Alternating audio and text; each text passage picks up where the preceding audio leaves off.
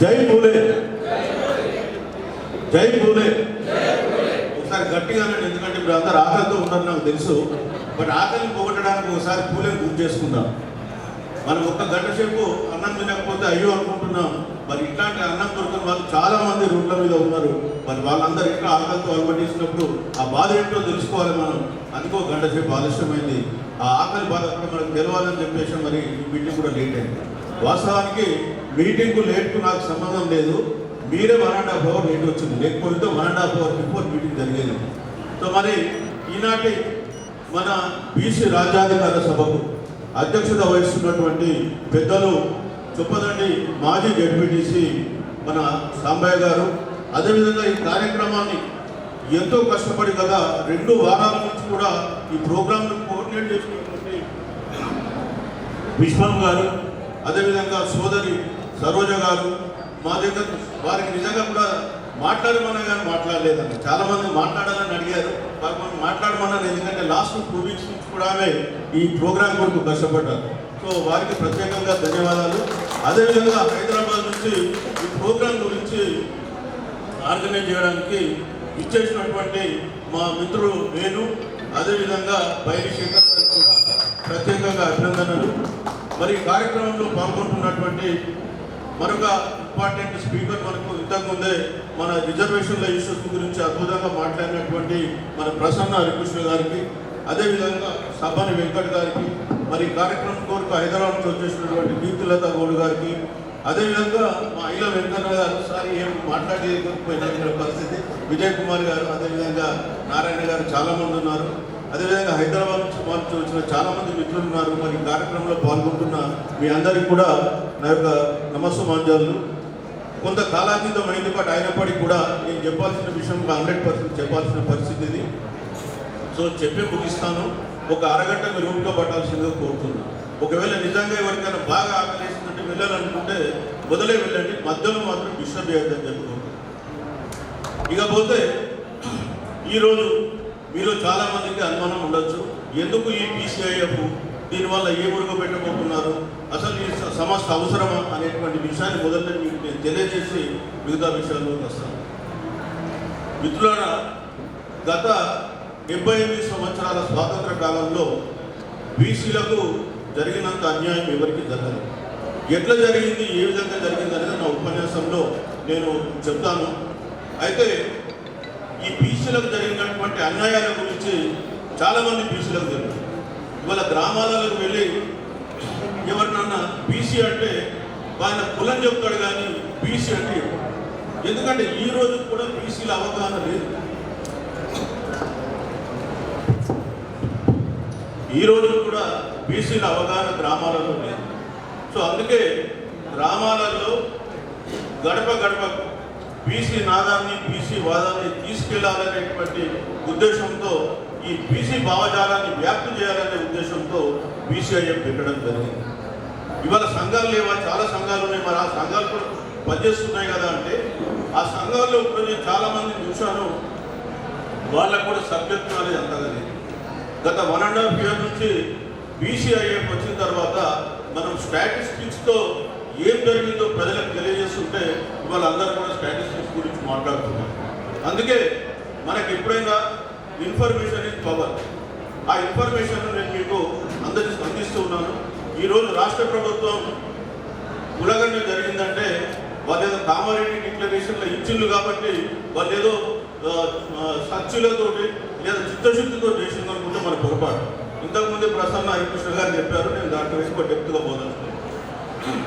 ఎప్పుడైతే తాజ్ కృష్ణ హోటల్లో మేము గత జూలై 30 రోజు 2024 రోజు ఒక మీటింగ్ పెట్టి రాష్ట్ర ప్రభుత్వం కేవలం ఓటర్ లిస్టుల ద్వారా బీసీలను గుర్తించి ఎన్నికలకు పోతున్నారు, మరొకసారి బీసీలు దగాకు మోసానికి గురవుతున్నారు, ఖచ్చితంగా మనం అందరం కూడా దీన్ని రిజిస్టర్ చేయాలని చెప్పి బీసీ సంఘాలందరినీ కూడా సమావేశపరిచి మేము చెప్పిన తర్వాత అప్పుడు బీసీ సంఘాలు యాక్టివేట్ అయ్యి రాష్ట్రంలో అంతా కూడా చైతన్యం వెల్లివిసి మరి బీసీలు కులగన్న కావాలని చెప్పేసి డిమాండ్ చేస్తే రాష్ట్ర ప్రభుత్వం దిగొచ్చి కులగన్న చేసిందే తప్ప వాళ్ళు సొంతంగా చేయలేదు.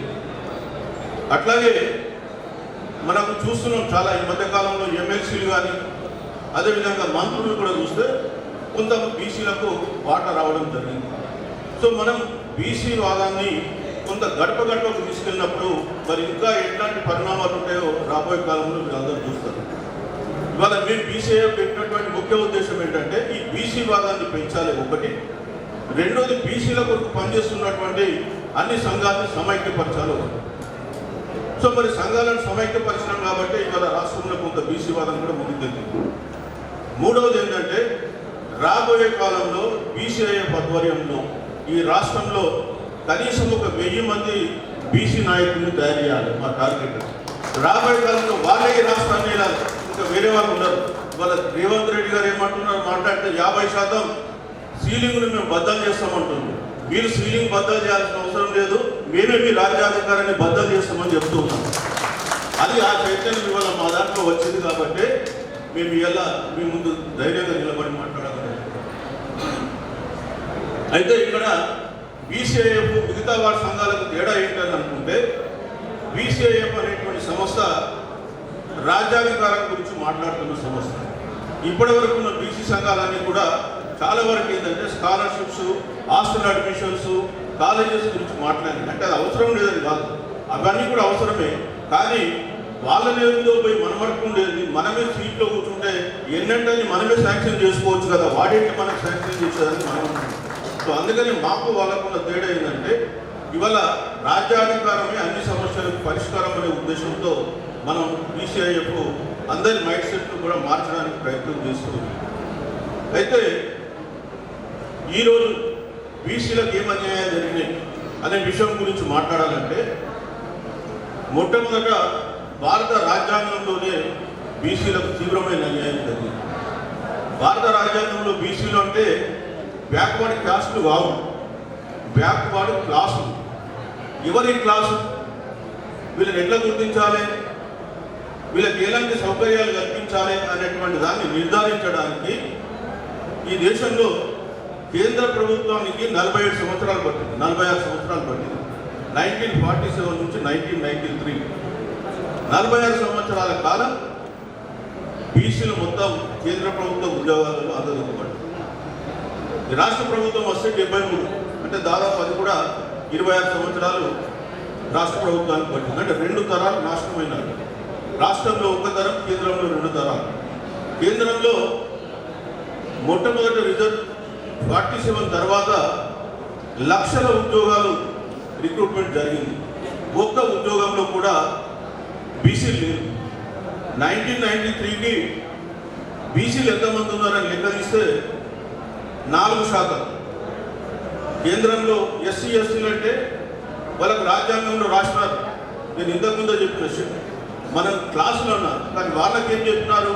Scheduled caste. ఎస్సీ అంటే షెడ్యూల్డ్ క్యాస్ట్. అంటే కులాలు ఏంటనేది మనం గుర్తించి అందులో రాజ్యాంగంలో పెట్టేసినారు. అప్పుడే ఎస్టీ అంటే ట్రైబ్స్ గుర్తించి అక్కడ పెట్టినారు. కానీ బీసీలు అంటే ఏ కులాలు బీసీలు అనేది గుర్తించడానికి 46 సంవత్సరాలు పట్టింది కేంద్రంలో. అది అక్కడ జరిగినటువంటి అన్యాయం. అట్లాగే రాజ్యాంగ సభలో కూడా బీసీలకు బ్యాక్వర్డ్ క్లాసెస్ రిజర్వేషన్ గురించి మాట్లాడితే కొంతమంది ఆపోజిషన్ వీళ్ళకి ఇవ్వడానికి వీల్లేదు. అందుకే 46 సంవత్సరాలు పట్టింది. అది కూడా ఎంత మన జనాభా తమాషా ప్రకారమా? ఇవాళ భారతదేశంలో అన్ని కులాలకు రిజర్వేషన్లు ఉన్నాయి. ఎస్సీలకు ఉన్నాయి, ఎస్టీలకు ఉన్నాయి, ఓసీలకు ఉన్నాయి. ఎస్సీలకేమో వాళ్ళ జనాభా దామాషా ప్రకారం ఉన్నాయి, ఎస్టీలకేమో వాళ్ళ జనాభా దామాషా ప్రకారం ఉన్నాయి. ఓసీలు 10% లేని ఓసీలకు కూడా 10% రిజర్వేషన్లు. మరి 52% ఉన్న బీసీలకు 27% రిజర్వేషన్లు ఎట్లా? ఎలాంటి సామాజిక న్యాయం అది? మనం ఎందుకు ప్రశ్నిస్తలేదు? ఎస్సీలకు జనాభా దామాషా ప్రకారం ఇస్తారు, ఎస్టీలకు ఇస్తారు, ఓసీలకు కూడా ఇస్తారు. లాస్ట్కి వస్తారు. బీసీలకు ఎందుకు ఇవ్వరు? అడిగితే సమాధానం లేదని. ఇవాళ మీకు ఈ 42% రిజర్వేషన్ గురించి కొంత మాట్లాడతాను. అయితే మీకు కొద్దిగా దానికంటే మొదలు బ్యాక్గ్రౌండ్ తెలియాలి. బీసీలు ఎవరని గుర్తించడానికి నెహ్రూ గారు అంబేద్కర్ గారి డిమాండ్ మేరకు 1953లో కాకా కాలేకర్ కమిషన్ ఒక కమిషన్ పెట్టారు. ఆ కాకా కాలేకర్ కమిషన్ ఆయన బ్రాహ్మణ్, ఓకే, ఆయన బ్రాహ్మణ్ అయినాక మాత్రం నష్టమేం కాదు.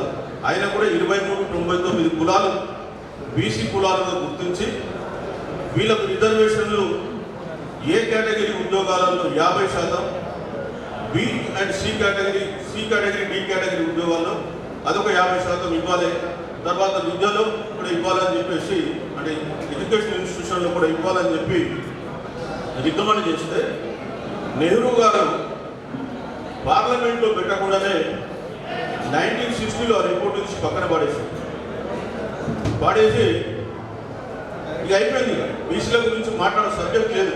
60లో దాన్ని రద్దు చేసేసాడు. కాకా కాలేకర్ కమిషన్ రద్దు చేసి రాష్ట్రాలకు ఒక లెటర్ రాసి పంపాడు. ఏమని? బీసీల గురించి కేంద్రానికి సంబంధం లేదు, రాష్ట్రాలే మీరు చూసుకోండి, మీరే కమిషన్ వేసుకుని బీసీలను మీరే గుర్తించండి, మీరే రిజర్వేషన్లు ఇచ్చుకోండి అని చెప్పేసి ఒక లెటర్ రాసి పంపించేసి, ఆ తర్వాత మన రాష్ట్రంలో శివశంకర్ లాంటి వాళ్ళు, గుండా లక్ష్మణ్ బాబుజీ, గౌతులచన్న ఇట్లాంటి చాలా పెద్దల కృషితోటి 2-3 కమిషన్లు వచ్చినాయి. ఏ కమిషన్ వచ్చినా, ఏ రిపోర్ట్ ఇచ్చినా కోర్టులు కొట్టేసినాయి. ఎందుకంటే కులం ప్రాతిపాదికగా మీరు రిజర్వేషన్ ఇవ్వదు. సరే, అల్టిమేట్గా 1971లో కూడా అనంతరామన్ కమిషన్ మీద ఇస్తే హైకోర్టు కొట్టేసి మళ్ళీ సుప్రీంకోర్టుకి వెళ్తే సుప్రీంకోర్టు ఓకే ఇవ్వచ్చు అంటే మనకు అప్పటి నుంచి 25% రిజర్వేషన్ ఈ రాష్ట్రంలో 73 నుంచి అమలైంది. ఇకపోతే కేంద్రంలోకి వచ్చేస్తే, కేంద్రంలో ఎప్పుడైతే కాకా కాలేకర్ కమిషన్ రిపోర్ట్ను నెహ్రూ గారు 1956లో రద్దు చేసిన తర్వాత మళ్ళీ ఏ ఒక్క కాంగ్రెస్ నాయకుడు బీసీల గురించి, బీసీ కమిషన్ గురించి కేంద్రంలో మాట్లాడారు. 25 సంవత్సరాలు గడిచిపోయినాయి. 1977లో జనతా గవర్నమెంట్ వచ్చిన తర్వాత 78లో జనతా గవర్నమెంట్ మండల కమిషన్ పెట్టింది. అది బీసీలు అడగడంతో. అప్పటి వరకు నార్త్ ఇండియాలో బీసీ సంఘాలు, బీసీలు చాలామంది వచ్చారు, యాదవ్, అందులో శరద్ యాదవ్ ఉండొచ్చు, అదేవిధంగా ములాయం సింగ్ యాదవ్ ఉన్నారు. ఈ యాదవ్లందరూ ప్రెషర్ పెట్టి, దానికి చరణ్ సింగ్ కూడా తోడైనాడు, వాళ్ళు ప్రెషర్ పెట్టి మండల కమిషన్ వేయించారు. కర్మగాలి మండల కమిషన్ రిపోర్ట్ 1980లో వచ్చిందో లేదో మళ్ళీ కాంగ్రెస్ గవర్నమెంట్ వచ్చింది. మళ్ళీ తీసుకెళ్ళి దాన్ని కోల్డ్ స్టోరేజ్ అని పెట్ట మీద పడేశారు అన్నట్టు తెలుగులో. ఆ తర్వాత మళ్ళీ కూడా పట్టించుకోలేదు. 1990లో బీపీ సింగ్ గవర్నమెంట్ వచ్చినాక శరద్ యాదవ్, ఆయనకు 56 మంది ఎంపీలు మద్దతు ఉంది. ఆయన ఒకటే కత్తి పెట్టిన మెడ మీద, నువ్వు ఆగస్టు 9th లోపల మండల కమిషన్ అమలు చేస్తానని చెప్పేసి స్టేట్మెంట్ ఇవ్వకపోతే 9th రోజు నేను మండల కమిషన్ మీరు అమలు చేయలేదని చెప్పి నీకు మద్దతు విరమించి నేను ఢిల్లీలో అప్పటికైనా దేవిలాల్ను తీసేసుకుంటే, ఆ దేవిలాల్ మొత్తం సభ ఉంది 10th ఆగస్టు 10th, ఆ 10th వద్దలో కూర్చుంటా అంటే ఆయన భయపడి ఆగస్టు 6th కేంద్ర క్యాబినెట్ పెట్టి 1990లో 7th రోజు ఇచ్చాడు జీవో. అందుకే మనం ఆగస్టు 7th రిజర్వేషన్ డే కూడా జరుపుతూ ఉంటాం.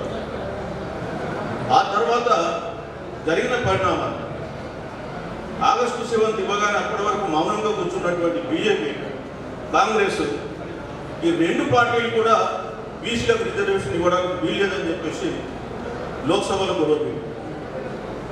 బీజేపీ గవర్నమెంట్ బీపీ సింగ్కు మద్దతు విరమించి ఆ గవర్నమెంట్ పడగొట్టింది.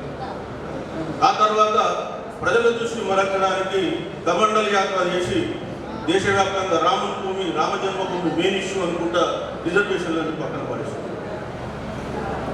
సో అది కోర్టులో ఛాలెంజ్ చేసింది. కోర్టులో ఇందిరా సాహని కేసు అంటారు, కోర్టులో వేయగానే ప్రయాణంగా కోర్టు స్టే అంటారు, ఎందుకంటే బీసీలు కదా. సో స్టే ఇచ్చేశారు. మళ్ళీ ఆ స్టే వెకేట్ కావడానికి 2 సంవత్సరాలు పట్టింది. 93 నుంచి సెప్టెంబర్ 19th నుంచి అమలైంది. 9th 19th 93 సెప్టెంబర్ నుంచి అమలైంది. ఈ రోజు కూడా కేంద్రంలో 27% రిజర్వేషన్లు ఉన్నాయా అని తెలిస్తే, ఏ కేటగిరీ, బి కేటగిరీ ఉద్యోగాలు అంటే ఐఏఎస్లో అంటే క్లాస్ 1 ఉద్యోగాలు 14% ఉంచలేదు. సి కేటగిరీ, బి కేటగిరీ ఉద్యోగాలలో కూడా 22% ఉంచలేదు. ఎందుకు లేదు మరి? 93 నుంచి అమలు చేస్తున్నారు, 32 సంవత్సరాలు అయిపోయింది. అయినా కానీ కేంద్రంలో ఐఐటి ఐఐఎంస్ ఉన్నాయి. ఐఐటి ఐఐఎంలో 4% ఉన్నది ఈ రోజు కూడా, ప్రొఫెసర్స్ అసిస్టెంట్ ప్రొఫెసర్స్ ఓన్లీ 4%. ఎందుకంటే ఐఐటీలో రిజర్వేషన్స్ మొన్న దాకా కూడా లేవు. ఉన్నా కానీ వాళ్ళు ఏదో ఒక మిషన్ మీద దాన్ని అమలు చేస్తారు. ఈ మధ్య రీసెంట్లీ ఒక 4-5 years బ్యాక్ ఆ యూజీసీ చైర్మన్ అంటే ఆయన ఒక బ్రాహ్మణ నుండి బీసీలకు ఎస్సీ ఎస్టీలకు సంబంధించి ఒకవేళ క్యాండిడేట్ దొరకకపోతే దాన్ని ఓసీలతో నింపొచ్చని ఒక సర్కులర్ ఇచ్చిండే పెద్ద మనిషి. ఇట్లాంటి వాళ్ళు ఉన్నారు కాబట్టి బీసీలకు సంబంధించిన రిజర్వేషన్లు కేంద్రంలో అమలవుతాయి. రాష్ట్రంలో కూడా ఎంతమంది బీసీలు ఉన్నారని లెక్క అడిగిన కానీ ఇప్పటి వరకు ఏ ఒక్కరికి కూడా ఉద్యోగులు ఎంతమంది ఉన్నారని చెప్తున్నారు. ఎంతమంది బీసీలు ఉన్నారు లేదు. మన దగ్గర కూడా చూస్తే కూడా నాకు తెలిసినంత వరకు కొన్ని ఉద్యోగాలలో మనం 25% లేదు. సో మనం అడుగుతలేదు, అడగకపోతే ఎవరేం చేయడం. మనం ప్రశ్నించడం నేర్చుకోవాలి ఒకటి. రెండవది, ఈ రిజర్వేషన్ దాంట్లో 42% రిజర్వేషన్ ఇచ్చి ఇప్పుడు కాంగ్రెస్ ప్రభుత్వం కామారెడ్డి డిక్లరేషన్ ద్వారా వచ్చింది. దీనిపైన 3 పార్టీల యాటిట్యూడ్ ఎందుకు చెప్తాను. మొట్టమొదట కాంగ్రెస్, నేను చెప్పిన కాంగ్రెస్ వాళ్ళు ఏం చేసిందో 1950 నుంచి కాకా కాలేకర్ కమిషన్, మండల్ కమిషన్, ఆ తర్వాత 1993లో కూడా అప్పుడు ఉన్నటువంటి రాజీవ్ గాంధీ గారు కూడా లోక్సభలో ఏం మాట్లాడి ఇవన్నీ తెలుసు. సరే, ఎన్నికలకు మొత్తానికి అయితే అది రిజర్వేషన్ అమలైంది. ఈ 42% రిజర్వేషన్కి వస్తే మేము మొట్టమొదటి కూడా ఒకటే చెప్తున్నాం బీసీ ఇంటలెక్చువల్ ఫోరం నుంచి, ఏంటంటే ఎట్టి పరిస్థితుల్లో రాజ్యాంగపరమైన రక్షణ ఉండాలంటే మనకు 9వ షెడ్యూల్ లాగా ఉండాలి. అది తమిళనాడు మోడల్ లాగా ఉండాలని కోరుకుంటున్నాం. కానీ సరే, కేంద్ర రాష్ట్ర ప్రభుత్వం 9వ షెడ్యూల్ కొరకు ఇక్కడ బిల్లు పెట్టింది, గవర్నర్ ఆమోదంతో కేంద్రానికి పంపించింది. కొంతమంది మన బీసీ నాయకులు కూడా ఇక్కడ జీవో ఇస్తే అయిపోతుంది, ఇక్కడ ఆర్డినెన్స్ ఇస్తే అయిపోతుంది. 8 రాష్ట్రాలు భారతదేశంలో 50% రిజర్వేషన్ నుంచి జీవోలు ఇస్తే ఆ 8 రాష్ట్రాల జీవోల్ని హైకోర్టుకు సుప్రీంకోర్టు కొట్టేసింది. కాబట్టి ఈ జీవోల ద్వారా రాదు అని చెప్పేసి మేము 9th షెడ్యూల్ గురించి ఎక్కువ పోరాటం చేయడం జరిగింది.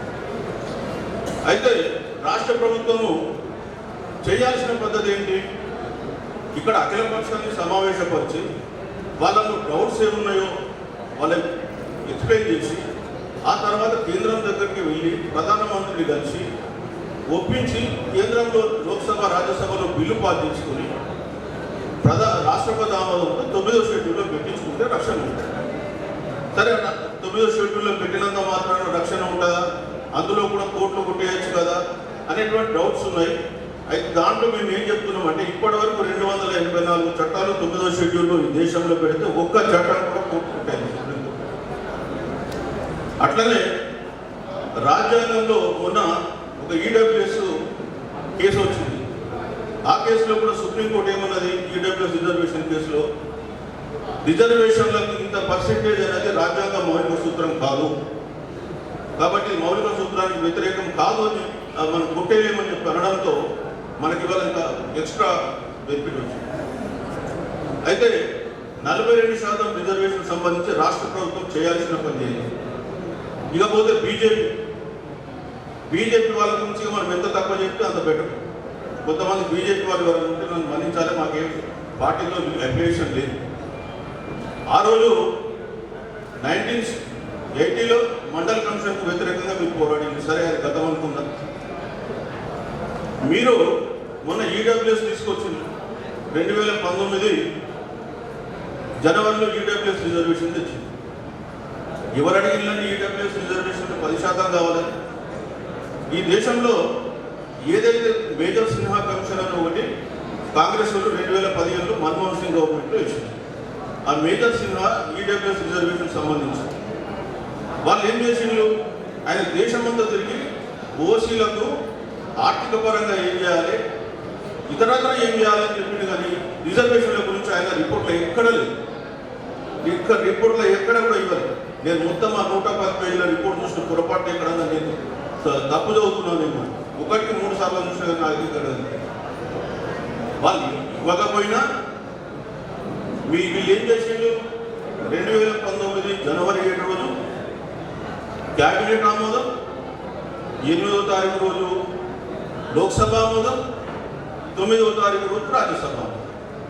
రాజ్యసభలో డిఎంకే ఆపోజ్ చేసి దాన్ని సెలెక్ట్ కమిటీకి పెట్టండి, 5 సవరణలు ఇస్తున్నామని వాళ్ళు ఒప్పుకోకుండా రాజ్యసభ ఆమోదం, 12వ తారీఖు రాష్ట్రపతి ఆమోదం, దేశవ్యాప్తంగా 14వ తారీఖు నుంచి ఆమోదం. అంటే నీకు ఇవ్వాలనుకుంటే అగ్ర కులాలకు, ఆధిపత్య కులాలకు వారం రోజులలో ఈ దేశవ్యాప్తంగా నువ్వు అమలు చేసినావు. చట్టంలో ఏం పెట్టినావు? అప్ టు 10% అని పెట్టి దేశవ్యాప్తంగా 10% అమలు చేసినావు. ఇవాళ జరుగుతుంది ఏంటి? ఏ రిక్రూట్మెంట్ చూసినా ఈడబ్ల్యూఎస్లో మార్కులు కటాఫ్ మార్క్ తక్కువ ఉంటున్నాయి, బీసీలకు ఎస్సీ మార్కులు. ఎందుకంటే వాళ్ళు జనాభా లేరు అక్కడ. తెలంగాణలో తీసుకుంటే 47%. మీరు చూసుంటారు స్టేట్మెంట్, ఇదే జిల్లా మాజీ మంత్రి జీవన్ రెడ్డి గారు ఇచ్చిన స్టేట్మెంట్. ఈడబ్ల్యూఎస్లో మా రెడ్డిలు, మా అగ్రవర్ణాలు 5% లేదు, మాకు 10% రిజర్వేషన్ పెట్టారు. అందులో 10% వరకు అన్నప్పుడు 4%, 5% ఇవ్వచ్చు కదా. ఎందుకు 10% పెట్టాలి? మీరు పక్కన తమిళనాడు పోండి, తమిళనాడుకి ఈడబ్ల్యూఎస్ ఇవ్వని చెప్పి ఇవ్వలేదు. అదే ఈ దేశం మన రాష్ట్రంలో కూడా బీసీల రాజ్యం ఉంటే మనం కూడా పనిచేయచ్చు కదా. ఇవాళ బీసీలకు సంబంధించి వీళ్ళు అడ్డుకుంటున్నారు బీజేపీ. ఏమని? అందులో ముస్లిమ్స్ ఉన్నారు, ముస్లిమ్స్ బీసీలలో ఉన్నాడు. వీళ్ళ కొత్తగా మేమేమన్నా ముస్లింలను బీసీలలో పెట్టుకొని అడిగినామా? ఇవాళ 1971లో అనంతరామన్ కమిషన్ ఇచ్చినప్పుడే తెలంగాణ, అవి దూదేకులు కావచ్చు, పక్కిరోలు కావచ్చు, ఇంకా వేరే కులాలు. తర్వాత 2007లో 14 కులాలను అప్పుడున్నటువంటి ముఖ్యమంత్రి రాజశేఖర రెడ్డి గారు కలిపి వాళ్ళకు 4% రిజర్వేషన్ తెస్తే ఆంధ్రప్రదేశ్ హైకోర్టు 2010 కొట్టేసింది. మళ్ళీ ప్రభుత్వం సుప్రీంకోర్టుకి వెళ్తే సుప్రీంకోర్టు తాత్కాలికంగా ఈ 4% కంటిన్యూ చేయండి. మరి నిజంగా మీకు బీజేపీ వాళ్ళకు అతను అపోజిషన్ ఉంటే మీరు కేంద్రంలో పోయి ఇంప్లీట్ కండి ఆ కేసులో, అది కొట్టాయించుకోండి. ఎవడొద్దన్నాడు? మాకేం సంబంధం? మీరు ఆ విషయం మీద మాకెందుకు రిజర్వేషన్ అడ్డుపడతారు? మీరు గుజరాత్, మీరు పాలిస్తున్న రాష్ట్రాలలో ముస్లింలకు, బీసీలలో రిజర్వేషన్ లేవా? మరి మా దగ్గర ఎందుకు పెడతారు? అది నీకు ఇవ్వాలని ఇష్టం లేదంటే ఇవ్వమని చెప్పండి. నువ్వు అడగకుండానే ఓసీలకు ఇచ్చుకుంటావు, ఎందుకంటే నువ్వు ఓసీల మనిషివి కాబట్టి. బీసీలకు వస్తే వాడు అడిగినా ఇవ్వు, వాడు రోడ్డు మీద పోయినా ఇవ్వు, ధర్నా చేసినా ఇవ్వు, ఏం చేసినా ఇవ్వు. మరి ప్రజలకు అర్థం చేసుకోవాలి. ఏం మాట్లాడినా ప్రజలు ఏమనుకుంటున్నారు? అందులో 10% ముస్లింలు కలిసిందట కదా. అరే బాబు, 10% ముస్లింలు కొత్త కలవాలి. ఇవాళ మండల కమిషన్ రికమెండేషన్ 52% బీసీలు అన్నారు. 52% బీసీలలో ముస్లింలు ఎంత? 8.4%. అట్లాంటప్పుడు మళ్ళీ కొత్తగా ఎందుకు పెడతారు? సో మీకు ఇవ్వాలని లేదు అనేది స్పష్టం. అందుకే చెప్తున్నాం, ఇవాళ 42% బిల్లును అడ్డుకుంటుంది అంటే ఎవరు అంటే కేంద్రంలో ఉన్న ప్రభుత్వం. అది మీరు గుర్తుపెట్టుకోండి. ఇక బీఆర్ఎస్ గురించి నేను చెప్పాల్సిన అవసరం లేదు. వాళ్ళు గోడ మీద పిల్లిలా కూర్చున్నారు. ఎటు అవకాశం పెడితే అడుగుతున్నాం. వాళ్ళ లోకల్ బాడీ ఎలక్షన్స్లో 34% ఉన్న రిజర్వేషన్ 22% వచ్చిందంటే వాళ్ళ గవర్నమెంట్లో వాళ్ళు చేసినటువంటి తప్పిదాలు. సో ఏ పార్టీ కూడా, కాంగ్రెస్ కావచ్చు, బీజేపీ కావచ్చు, బీఆర్ఎస్ కావచ్చు, ఏ పార్టీ కూడా బీసీలకు సంబంధించి రిజర్వేషన్లు ఇవ్వాలనేటువంటి ఆలోచన లేదు. వాళ్ళకి ఏంటంటే మేము ఇస్తున్నట్టు కలిపియాలి, అల్టిమేట్గా కోర్టులు కొట్టేయాలి, మళ్ళా పాత రిజర్వేషన్ పద్ధతి పోవాలి, మేము మాత్రం డబ్బు ఇవ్వాలి. అది ఆలోచన.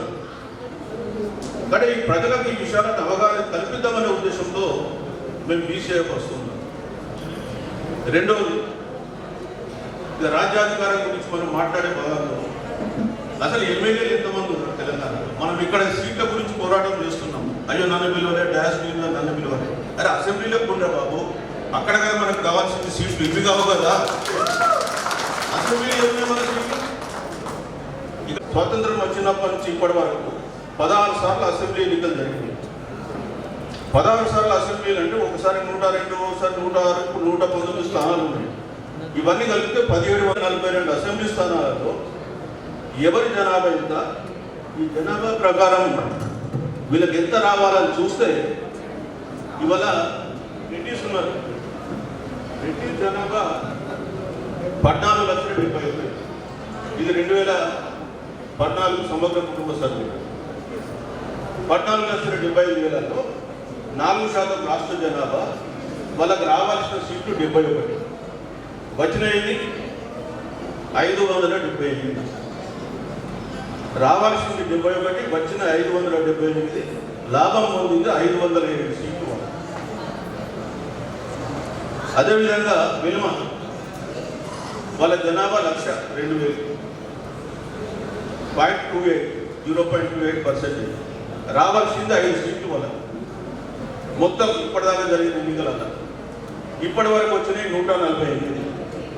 వాళ్ళ లాభం పొందింది 143. కమ్మ 2,58,000 జనాభా, 0.71. రావాల్సింది 12, గెలిచినవి 73, లాభం 60. బ్రాహ్మణ్స్ మొట్టమొదటి అసెంబ్లీలో Brahmans first assembly, second assembly, third assembly Brahmans full dominate చేస్తారు. బ్రాహ్మణ్స్ వాళ్ళు 3,03,000 జనాభా, వాళ్ళకి రావాల్సింది 14 సీట్లు, వచ్చినాయి 127 సీట్లు. ఇప్పుడంటే పాలన అసెంబ్లీలో ఒకరే ఒకరున్నారు జిల్లా అయినా. ఏం జరిగింది బీసీ ఇప్పటి వరకు కూడా జనాభా ఉండి కూడా అసెంబ్లీలో అడుగుపెట్టిన బీసీ కులాలు చాలా ఉన్నాయి. జనాభా లేక కాదు, ఉండి కూడా ముద్రాలు ఉన్నారు. 24,28,000 జనాభా, వాళ్ళకి రావాల్సింది 116 సీట్లు. యాక్చువల్ ఇప్పటిదాకా వచ్చిన 29. లాస్ ఎంత? 87 లాస్. జనాభా ఉంటే లాభం ఏంటి? మీకు ఉదాహరణ చెప్తా. తమిళనాడులో మన పార్టీ పేరు ఏంటంటే అంబమణి రామదాస్ పార్టీ, బనియార్స్. వాళ్ళు 30 లక్షలు ఉంటారు తమిళనాడులో, 7.5 కోట్ల జనాభా. అతను ఒక పార్టీ పెట్టాడు, పిఎంకే. ఆ పిఎంకే పార్టీ పెట్టి వాళ్ళ క్యాస్ట్లను ఆర్గనైజ్ చేసి, వాళ్ళ పని కూడా ఇదే వృత్తి, ఏదంటే వ్యవసాయ కూలీలు, తర్వాత బస్ స్టాండ్లలో అక్కడ ఇక్కడ అర్బన్ లేబర్గా చేస్తారు బనియార్స్. ఆ పార్టీ పెట్టి వాళ్ళని ఏకం చేసి 2012 ఎలక్షన్స్లలో 6 సీట్లు గెలిచాడు. ఈ రోజు కూడా అసెంబ్లీలో 6 సీట్లు ఉన్నాయి వాళ్ళకు. కేంద్రంలో కూడా మంత్రిగా చేశాడు, కేవలం ఒక కులం పేరు మీద. కానీ ఇక్కడ మన రాష్ట్రంలో చైతన్యం ఉంది. అట్లనే మీరు పోతే యూపీలో కానీ బీహార్లో కానీ కొన్ని పార్టీలు ఉన్నాయి కులం పేరు మీద. ఈ సుహాల్దేవ్ పార్టీ ఒకటి ఉంటుంది, భారతీయ సమాజ్ పార్టీ. ఈ తర్వాత రాజ్పర్కి సంబంధించిన ఒక పార్టీ ఉంటుంది, అప్నాదల్ సోనియాలాల్ ఉంది, 2 ఉన్నాయి అప్నాదల్లో. చిన్న చిన్న పార్టీ, 1,08,000 జనాభా. నేను చెప్పే పార్టీ ఇప్పుడు ఏదైతే సువర్ణ వీళ్ళ పార్టీ భారతీయ సమాజ్ పార్టీ, 1,02,000 జనాభాతో 6 అసెంబ్లీ సీట్లు ఉన్నాయి పార్టీ పెట్టి. ఈ రోజు కూడా మీరు గూగుల్లో సెర్చ్ చేస్తుంటే ఎంతమంది ఉన్నారో ఉత్తరప్రదేశ్ అసెంబ్లీలో 6 మంది. మరి 28 లక్షలు 30 లక్షలు ఎందుకంటే జనాభా? ఇక్కడ నాకు సీట్ రాలేదు, అక్కడ సీట్ రాలేదని మనం పోరాటం చేస్తున్నాం తప్ప. అట్లానే యాదవ్ వాళ్ళ జనాభా 19,77,000, వాళ్ళకు రావాల్సిన సీట్లు 95, వచ్చిన 29, నష్టం 66. వచ్చిన 29. ఇకపోతే మా గౌడ సోదరులు ఉన్నారు, సరే వాళ్ళకు 15,76,000 జనాభా, రావాల్సింది 75, వచ్చిన 54, నష్టం 21. నెక్స్ట్ మునూరు కాపు 13,05,000, వాళ్ళు ఒక్కరే కొంత లాభంలో ఉన్నారు. వాళ్ళకి రావాల్సింది 63, గెలిచిన 83, లాభం 20. పద్మశాలికి వస్తే 13,18,000 జనాభా, 64 సీట్లు రావాలి, 23 సీట్లు వచ్చినాయి, 41 నష్టం. ఇట్లా పోతుంటే అన్ని కులాలు ఏం నా దగ్గర. ఇప్పుడు కుమారోళ్ళు ఉన్నారు, 3,72,000 జనాభా, ఒక్క సీట్ రాలేదు. 3,72,000 జనాభా వల్ల ఒక్క సీట్ లేదు. గంగపుత్ర ఉన్నారు, సరే వాళ్ళకి 4,27,000 జనాభా, 4 సీట్లు వచ్చినాయి, అది పక్కన పెట్టారు. కానీ వాళ్ళకు కూడా 16 లాస్ట్. ఈ విధంగా ప్రతి కులం ఇక్కడ అసెంబ్లీ గడప దొరికిన కులాలే 16 కులాలు బీసీలలో ఇప్పటి గమ్మత్ అంటే 130 కులాలు ఇప్పుడు బీసీలలో. అంటే 134 ఉండడాకనే వల్ల ఒక 5 కులాలు కలిపి ఇప్పుడు పంచాంగ కులాలు ఏదైతే ఉన్నాయో విశ్వకర్మ కమ్మర ఇవన్నీ కలిపి ఒకటే క్యాస్ట్ కింద చేసుకున్నారు వాళ్ళు. అందుకే 130 కులాలు. బాబు 3,50,00,000 టాలీ. తెలంగాణ జనాభా 3,50,00,000. విశ్వకర్మలను నేను చెప్పాను చెప్పండి ఎందుకు విశ్వకర్మలకు 9,63,000 జనాభా మా లెక్క ప్రకారం 9,63,000 జనాభాకు వీళ్ళ ఎమ్మెల్యేలు వచ్చింది ఇద్దరే అంటే మన మధుసూదనాచారి గారు 2 సార్లు వచ్చారు. ఆ తర్వాత ఎవరు లేదు. అది పరిస్థితి. మనం ఇక్కడ సీట్ల గురించి పోరాటం కాదు బాబు, అసెంబ్లీ సీట్ల గురించి పోరాటం చేద్దామని చెప్తున్నా. సో ఇప్పటిదాకా పాలించింది ఎవరు మన రాష్ట్రాన్ని? 3 కులాలు. ఒకటి నేనేమంటానంటే ఈ 3 కులాలను బీఆర్కే కులాలు అంటారు. బీఆర్కే అంటే ఏంది?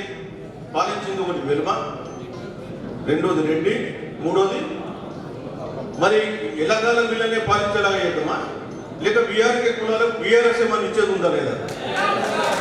కదా మరి ఇప్పుడు బీసీ పెట్టిందే దాని కొరకు మన రాజ్యం మనం తెచ్చుకోవాలి.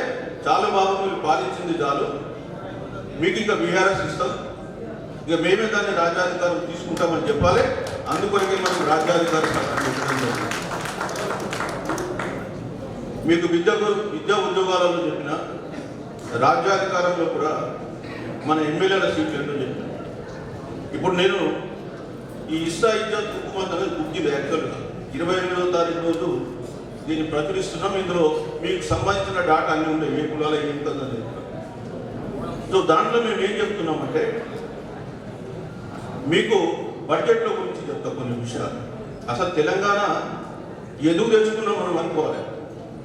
ఎందుకు తెచ్చుకున్నామంటే తెలంగాణ వచ్చిన తర్వాత బీసీల మీద జరుగుతున్నటువంటి ఆర్థిక దోపిడీ, అణచివేత, అవమానాలు ఇంకెప్పుడు కూడా జరగలేదు. కంబైన్ స్టేట్ ఉన్నప్పుడు బీసీ కార్పొరేషన్ల డబ్బులు కొంత కలకలలాడుతుంది. 2014 తర్వాత కక్షగట్ట అణచివేసింది. మీకు ఎట్లా చెప్తాను వినండి.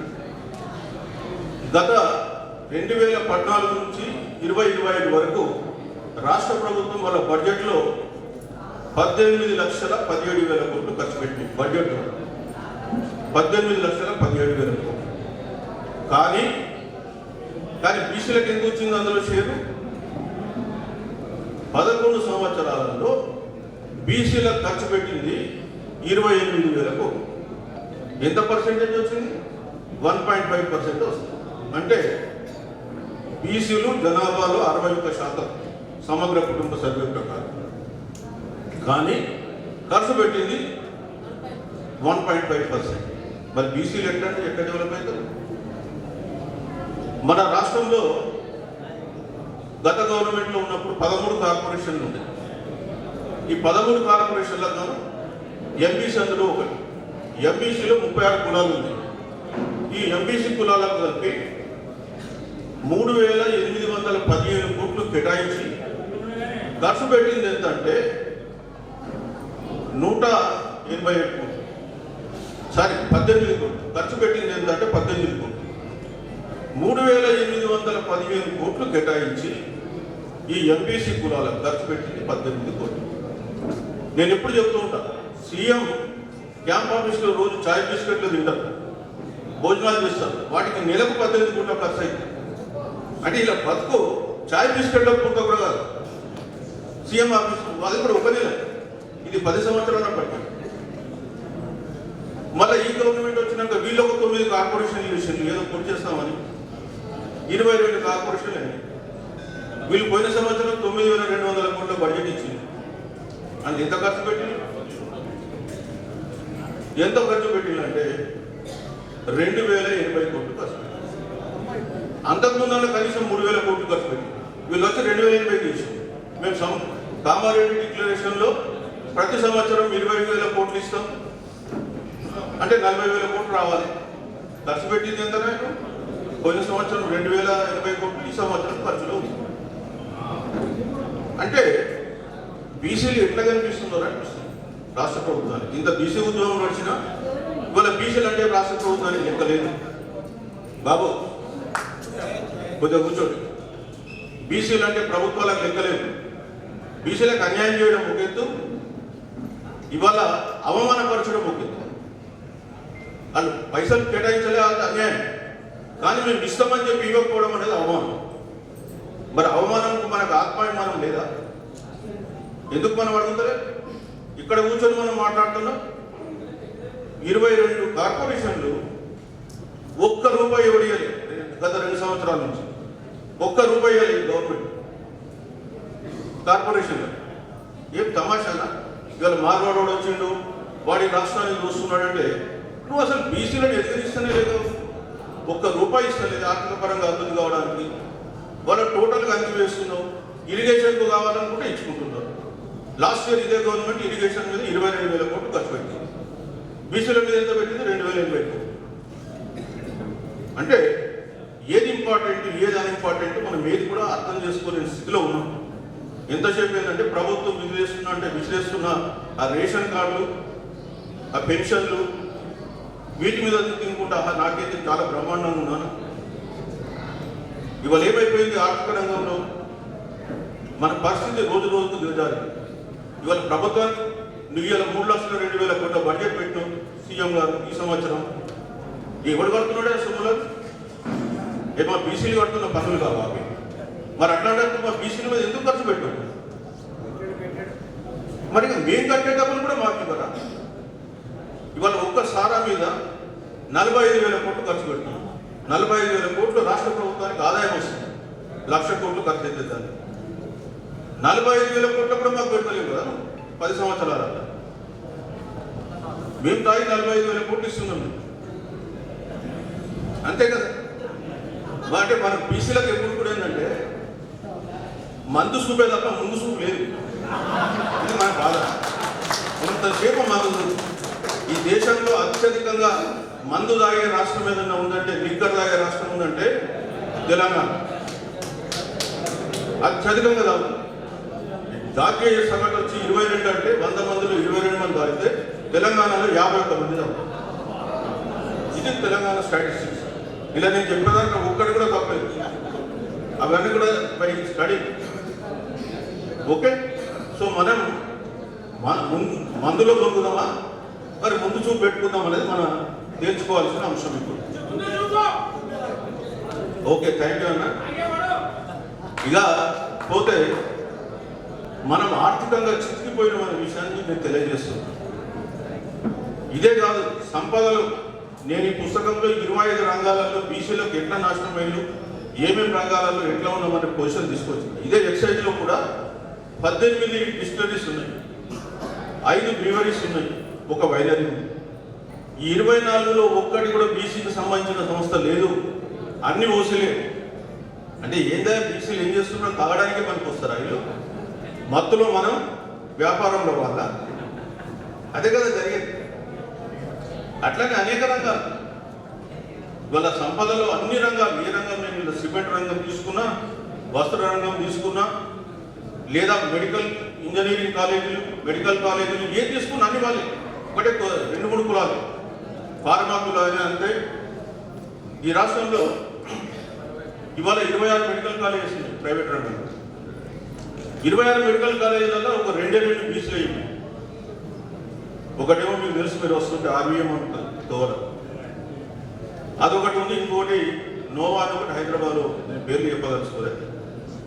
26 ఓసీలైంది. అట్లనే మనం చూస్తే private universities 14 private universities, 4 deemed universities, 3 వేరే రాష్ట్రాలు అనుకుంటే మొత్తం 14, 4, 18, 20. సరే, ఈ ప్రైవేట్ యూనివర్సిటీలలో కూడా ఎక్సెప్ట్ 1 డీమ్డ్ యూనివర్సిటీ అన్ని ఓసీలే, ఎక్సెప్ట్ 1.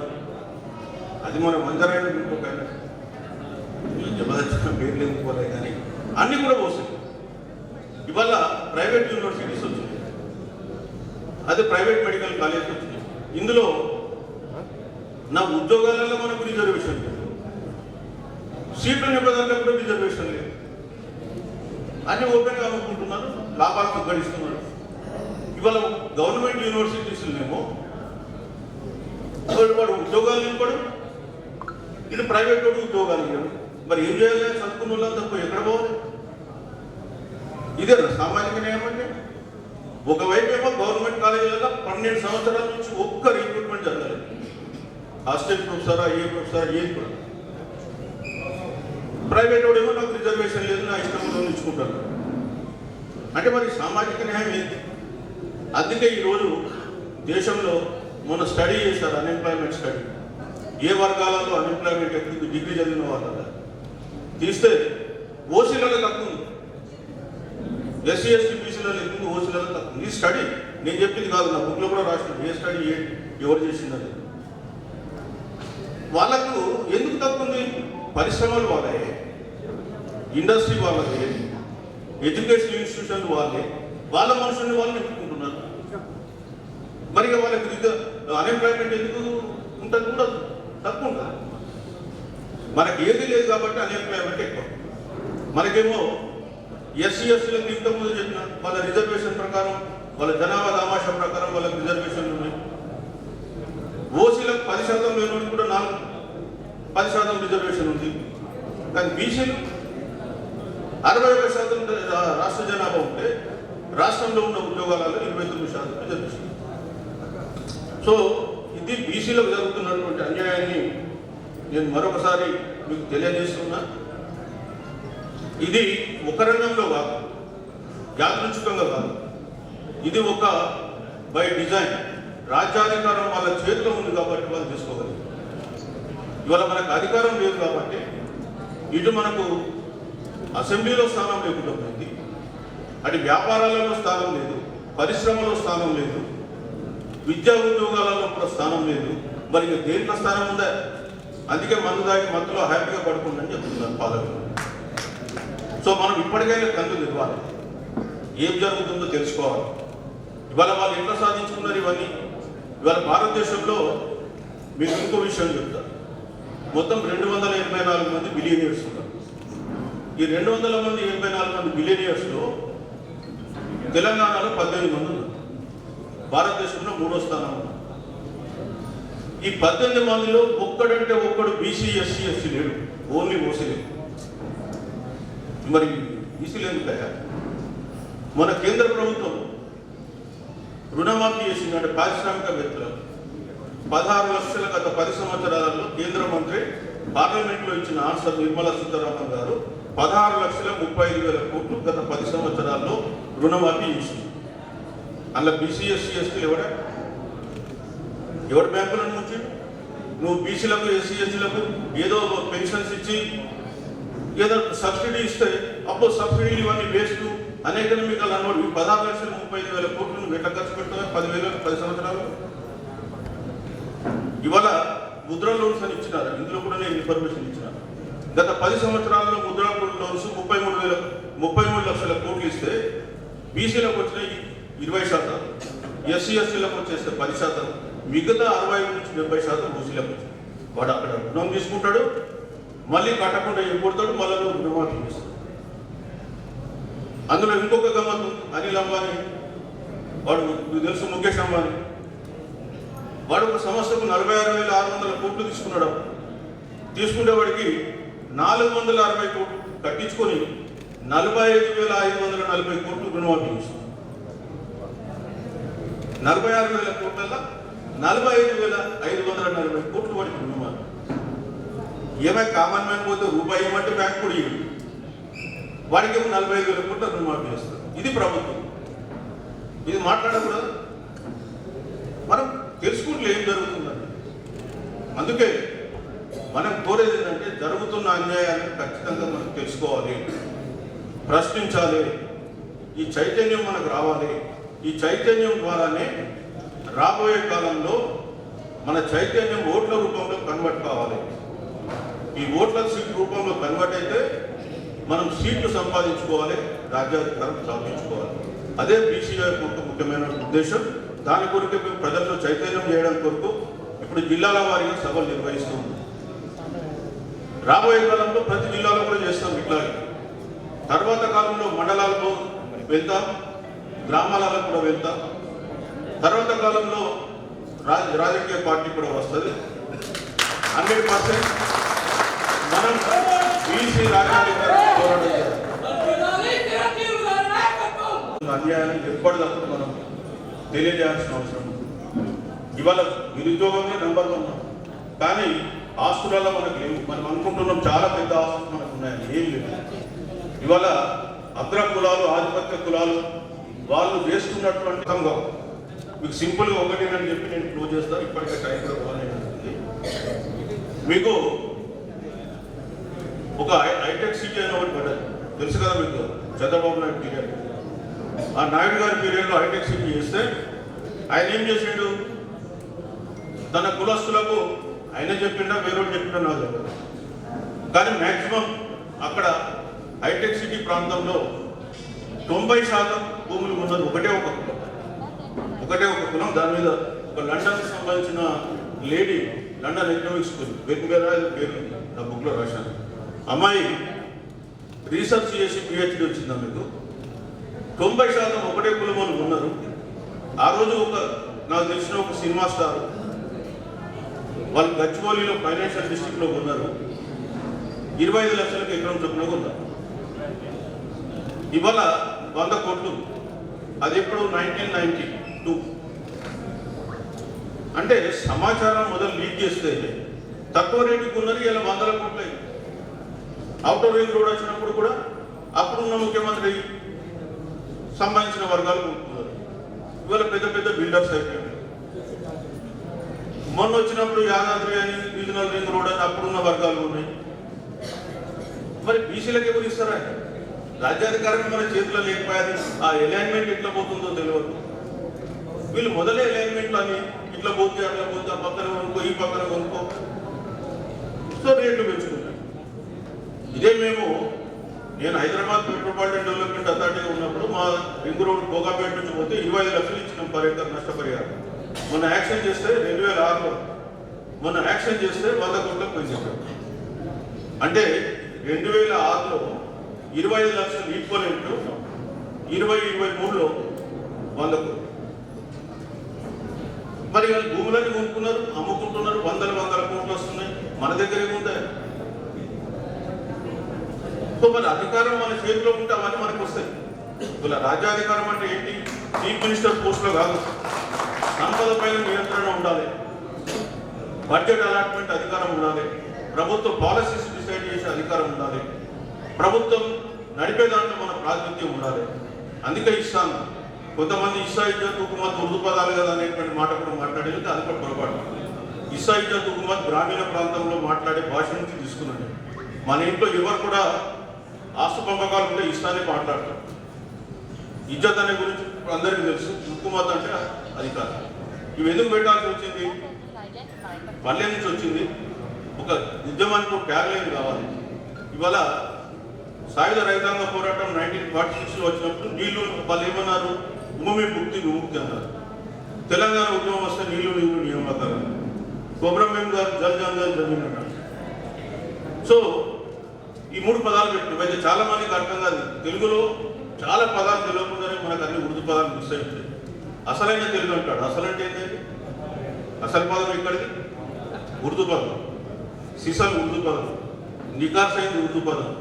మనం మాట్లాడుతున్న రైతు పారశిక పదం, అరబైన్ పారశిక, తెలుగు కాదు. మాట్లాడితే రైతులు మాట్లాడతారు. ఎక్కడ పదం మీరు కావాలంటే ఇంటర్నెట్లో సెర్చ్ చేసుకోండి ఏ భాషలో.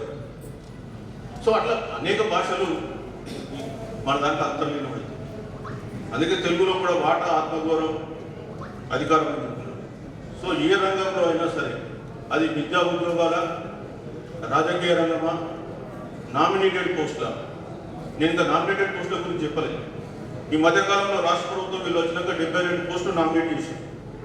అందులో బీసీలో ఒక 10-12 పోస్టులు. ఎందుకంటే బీసీ కులాలకు సంబంధించిన కార్పొరేషన్లు తప్ప మిగతా ఒక 3 ఇచ్చింది.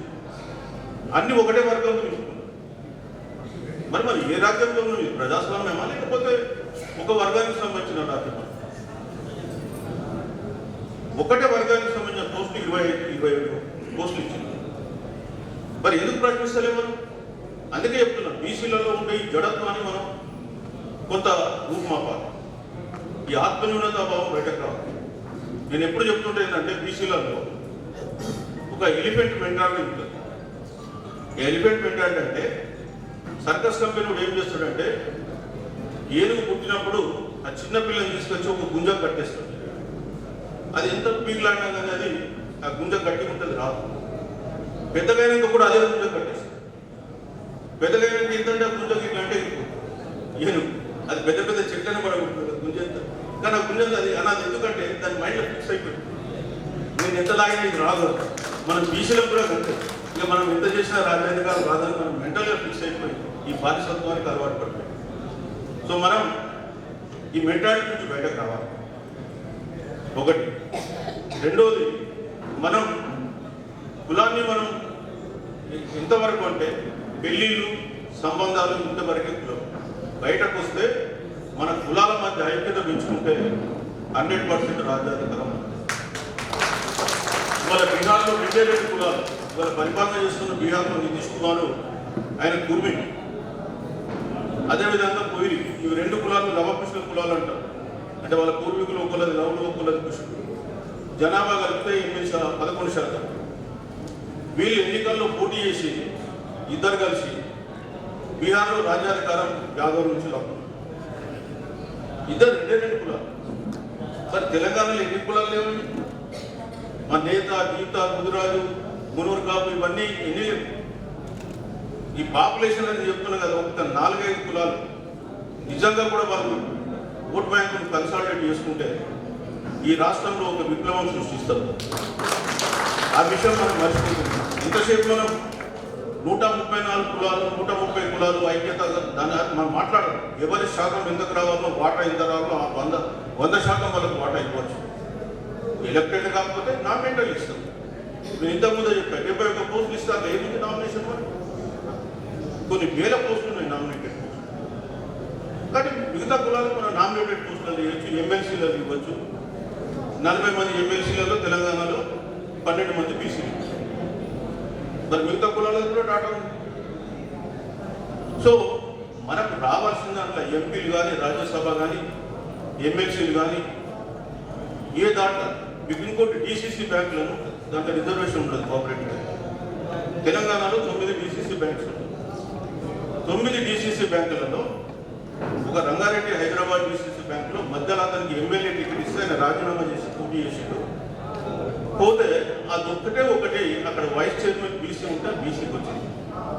9 మందిలో 8 మంది ఓసీలు, 7 రెడ్డిలు, ఒక కమ్మ, ఇతని 7 రెడ్డి, ఒక వెలుమ, కరెక్ట్, ఒక కమ్మమ్మ. ఆ 7 ఉపదేశం చేస్తే జరిగింది. అంటే రిజర్వేషన్ లేకపోతే మన పరిస్థితి ఏంటని చెప్తాం. డీసీసీ బ్యాంకులో రిజర్వేషన్ లేదు. 9 ఉన్నాయి డీసీసీ బ్యాంకులు. 9లో ఒక 6 రెడ్డిలు, ఒక వెలుమ, ఒక కమ్మ. ఇప్పుడు ఒక రిజైన్ చేసుకుంటే మనకు ఉంటుంది. సో మనం బీసీలు ఇట్లా ప్రతి రంగంలో తొక్కివేస్తున్నారు. దయచేసి దీన్ని అర్థం చేసుకోవాలి. రాబోయే కాలంలో మన ఈ చైతన్యం, బీసీలకు జరుగుతున్న అన్యాయంగా జరుగుతున్న చైతన్యం, అది ఓటు బ్యాంకుగా కన్వర్ట్ కావాలి. అప్పుడే నేనెంతో నాకంతా అనేటువంటి వాటా నిజమవుతుంది. కాంశీరామ్ గారు చెప్పినట్టుగా మనం ఏంటంటే మన జనాభా ప్రకారం మన వాటా మనం తెచ్చుకోవచ్చు. సో మరి అటువైపు కృషి చేద్దాం. మరి ఈరోజు మనం కరీంనగర్ జిల్లాలో ఒక చిన్న నాంది పలికినాం, ఒక సభ. రాబోయే కాలంలో రాష్ట్ర వ్యాప్తంగా ఇలాంటి సభ జరుపుతాం, ప్రజల్లో చైతన్యాన్ని తీసుకొస్తాం. ఆ తర్వాత ఒక 1,00,000 మందికి శిక్షణ ఇవ్వాలనేది మా కార్యక్రమం. ఒక 1000 మంది నాయకులను తయారు చేయాలనేది మా కార్యక్రమం. రాజకీయ పార్టీ పెట్టాలనేది మా కార్యక్రమం. అవన్నీ ఉన్నాయి. సో అవన్నీ ఉదాహరణగా మనం చేసుకున్నాం. మరి ఈరోజు ఈ కార్యక్రమాన్ని విజయవంతం చేసిన మీ అందరికీ కూడా నేను ప్రత్యేకంగా అభినందనలు తెలియజేస్తూ సెలవు తీసుకుంటున్నాను. థ్యాంక్ యూ, ధన్యవాదాలు.